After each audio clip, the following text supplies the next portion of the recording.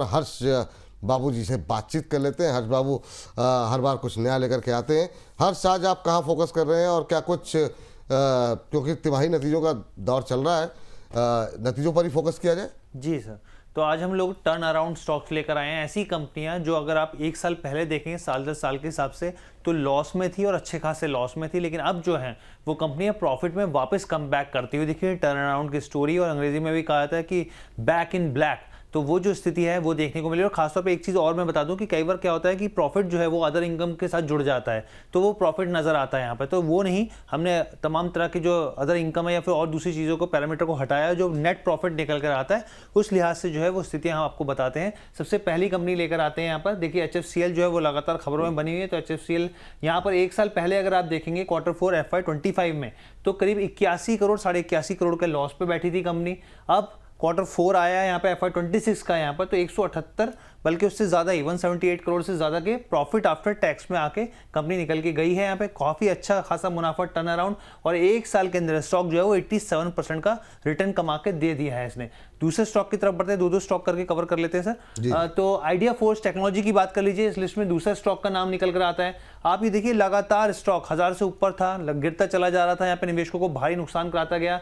Q4 में भी अगर आप देखेंगे, यहाँ पे FY25 के 26 करोड़ के लॉस में था, वहां से अब जो है वो 60 करोड़ के प्रॉफिट में आता हुआ दिखाए, और एक साल के अंदर डबल निवेशकों का पैसा करता हुआ दिखा। 121% का रिटर्न जो है इसने बनाकर दिया है। दोनों ही शेयर ऐसे हैं जो कि इस समय ट्रेडर्स के रडार पर हैं और बहुत लोगों ने अच्छे पैसे भी कमाए हैं। प्रदीप सर, इन दो में अच्छा क्या लग रहा है? और आज आइडिया फोर्स की एक तरफा रैली के बाद थोड़ी सी प्रॉफिट बुकिंग है, आपकी सलाह क्या रहेगी इन दोनों पे? नो डाउट सर, दोनों स्टॉक की बहुत बढ़िया रैली किया है पास्ट एक साल में, लेकिन दोनों इतना चल गया है, प्रॉब्लम मेरा हुई है। देखिए, आइडिया फोर्स को लेके आज हम सुबह ही बोल रहे थे कि एक बार प्रॉफिट बुकिंग कीजिए। मैंने 2 दिन पहले भी इन्फॉर्म किया, और उसके बाद अभी ऑलमोस्ट डे लो लगा के अभी 786 के आसपास के, थोड़ा बहुत अभी 793 के आसपास चल रहा है। मैं समझता हूँ कि जैसे कि सुबह भी मैंने बताया था आपको कि आइडिया फोर्स एक बार 700 से लेके 680 के आसपास आने में हम एक बार फिर से रिव्यू करेंगे, तब बाई करेंगे कि नहीं करेंगे, तब एक बार देखेंगे उस टाइम पे वॉल्यूम वगैरह सब कुछ चेक करके। लेकिन अभी फिलहाल बाई करने का सलाह नहीं रहेगा, क्योंकि स्टॉक ऑलरेडी चला हुआ है बहुत, तो एक बार इसीलिए अवॉइड करने का सलाह रहेगा। लेकिन आई बिलीव अगर फंडामेंटल चेंजेस हो रहा है तो डेफिनेटली स्टॉक्स आपको मूव आते हुए दिखाई देंगे। मूव हो गया है, इसीलिए फ्रेश अभी यहाँ पे एंट्री लेना रिस्की हो सकता है। HFCL भी सर लगातार भाग रहा है। रिसेंटली हमने कॉल दिया था 110 के आसपास, 130 पे मैंने प्रॉफिट बुक कराया। बाकी उसके बाद मैंने अभी और भी 15 रुपीज़ चला है स्टॉक, लेकिन मैं अभी एंट्री नहीं करवाया क्योंकि स्टॉक बहुत चला हुआ है। क्योंकि देखिए, कोई भी चीज़ ऐसे एक तरफा भागेगा नहीं। अगर आप इतना भाग रहे हो तो आपको रेस्टिंग टाइम चाहिए। तो मुझे लगता है कि इतना भागने के बाद अभी कहीं ना कहीं वो एंड सिचुएशन में है, कहीं ना कहीं एक बार यहाँ से प्रॉफिट बुकिंग बनता है HFCL में। अभी जो प्राइस चल रहा है बेसिकली 145 146 के आसपास। अगेन अगर 112 से 115 तक सेलिंग प्रेशर में आता है, वो एक आपके लिए फिर से बाइंग अपॉर्चुनिटी होगा, लेकिन बिफोर दैट अभी फ्रेश बाई करना नहीं चाहिए। चलिए, ये बात है यहाँ पर इन दोनों शेयरों को लेकर के। चलिए आगे कुछ एक शेयर जहाँ पर के नतीजे जो है पूरा एकदम शानदार रहे, बताइए हर्ष जी। तो जो 2 स्टॉक थे HFCL और आइडिया फोर्स, बहुत लंबा इंतजार निवेशकों ने किया यहाँ पर। अब देखिए टर्न अराउंड की स्टोरी। अब आगे बढ़ते हैं, यहाँ पर कौन से ऐसे स्टॉक है? ब्लू स्टोन ज्वेलरी की बात करते हैं हम यहाँ पर। आप ये देखिए, कंपनी कुछ समय पहले लिस्ट होती हुई दिखी थी यहाँ पर, और लॉस में थी यहाँ पर। Q4 FY25 के 51 करोड़ के लॉस पे बैठी हुई थी कंपनी, नेट लॉस था। लेकिन उसके सामने अब जो क्वार्टर गुजरा है यहाँ पे, Q4 FY26 का 32 करोड़ का प्रॉफिट इसने दर्ज किया है। हालांकि एक साल में कुछ भी रिटर्न नहीं रहे, बल्कि नेगेटिव ही 6% जो है स्टॉक घुस गया, लेकिन उसके बावजूद जो है अब टर्न अराउंड की स्टोरी जो है वो देखने को मिल रही है ब्लू स्टोन ज्वेलरी के अंदर। अगले स्टॉक की तरफ बढ़ते हैं। इस लिस्ट में आता है जिंदल स्टील भी। आप ये देखिए, Q4 के अंदर FY25 के अंदर करीब 304 करोड़ का लॉस था यहाँ पे, क्योंकि कंपनी ने एक्सपेंशन भी काफी किए थे, तो उससे भी लॉस होता हुआ दिखाता है यहाँ पे।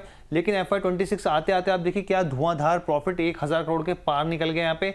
एक साल के अंदर ऑलरेडी 44% ये जो है स्टॉक चढ़ चुका है। चलिए, ये बात है, एक एक करके दोनों लेकर के आ जाइए। पहले जिंदल स्टील पे ही बात कर लेते हैं। सर, अच्छी रैली रही है यहाँ पर।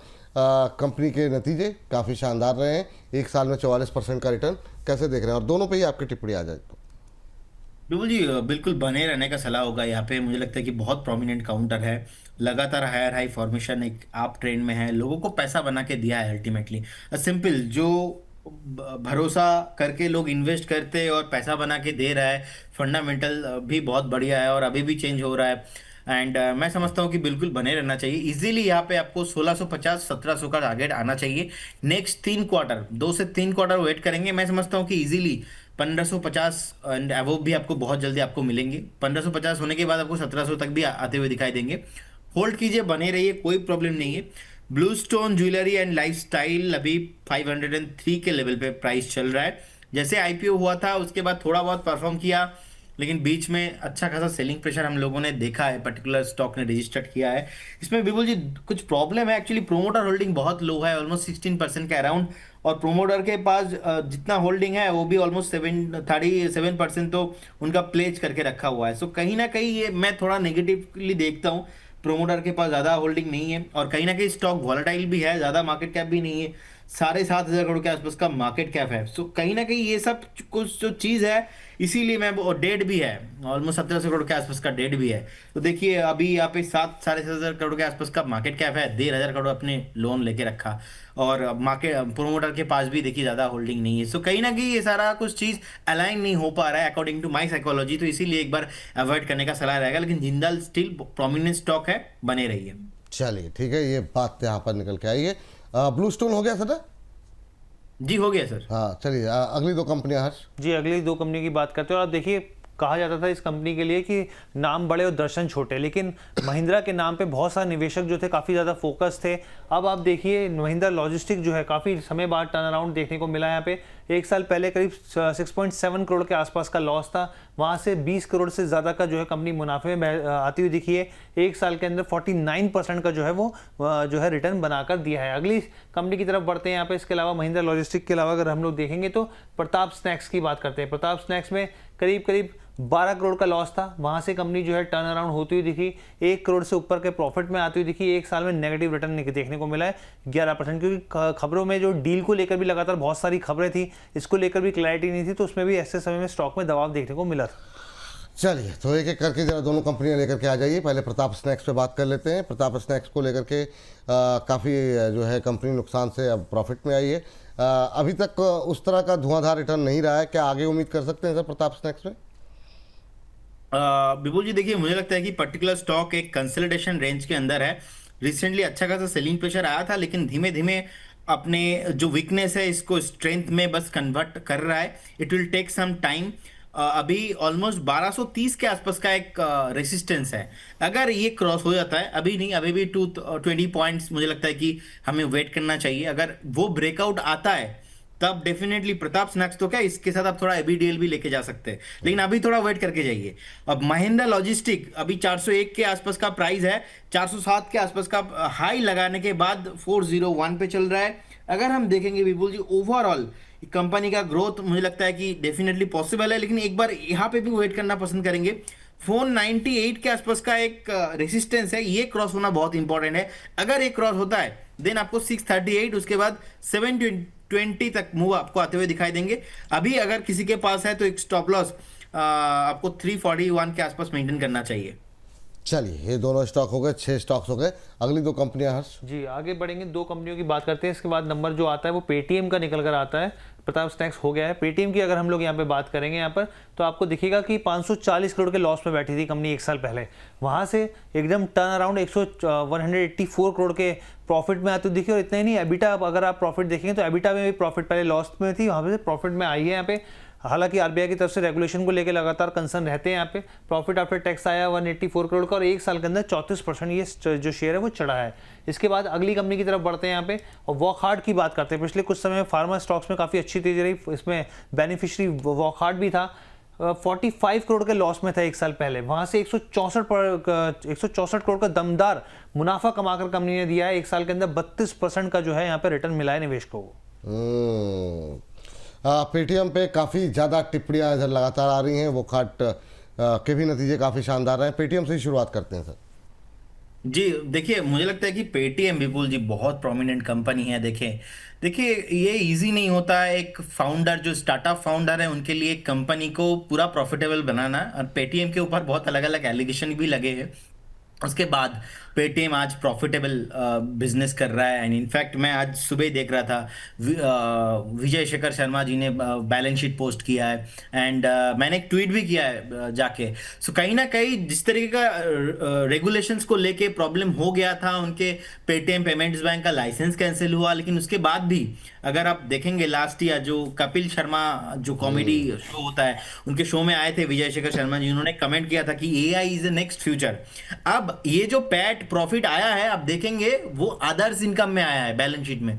अब अदर्स इनकम में आया है, ऐसा तो अभी पेटीएम का मानना है कि वो लोग पूरा अभी एआई में आ चुके हैं, नेक्स्ट कुछ बड़ा एआई में ये लोग करने वाले। सो कहीं ना कहीं इतना ज्यादा कुछ स्ट्रगल करने के बाद अगर कहीं ना कहीं कंपनी थोड़ा बहुत टर्न अराउंड हो रहा है, मेरे को लगता है कि ऐसे फाउंडर्स के ऊपर बिलीव डेफिनेटली करना चाहिए।